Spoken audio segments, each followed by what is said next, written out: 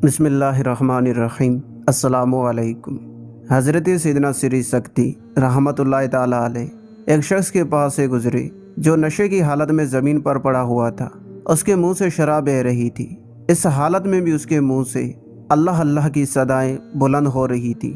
आप रहमतुल्लाह ताला अलैह ने अपनी निगाह ऊपर उठाई और अर्ज़ की, या अल्लाह, ये बंदा ऐसी हालत में तेरा जिक्र कर रहा है जो तेरे शायान शान नहीं। फिर आप रहमतुल्लाह ताला अलैह ने पानी मंगवाया, उसका मुंह धोया और उसको छोड़कर चले गए। जब उसको होश आया तो लोगों ने उसे बताया कि हज़रत सैयदना सिरी सक्ती रहमतुल्लाह ताला अलैह तशरीफ़ लाए थे। तुझे इस हालत में देखा तो तेरा मुंह धोकर चले गए। वो सख्त पशेमान व शर्मसार हुआ और अपने नफ्स को मुलामत करते हुए कहने लगा, ऐ नफ्स, तेरी बर्बादी है।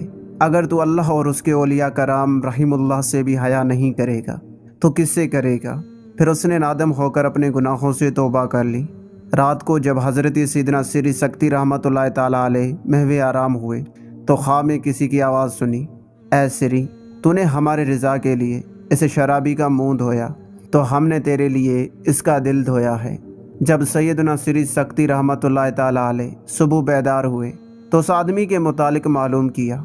आखिरकार उसे एक मस्जिद में नमाज़ पढ़ते हुए पाया। जब वो नमाज से फारिग हुआ तो आप रहमतुल्लाह ताला अलैह ने इस्तफ़सार फरमाया, ऐ मेरे भाई, कैसे हो?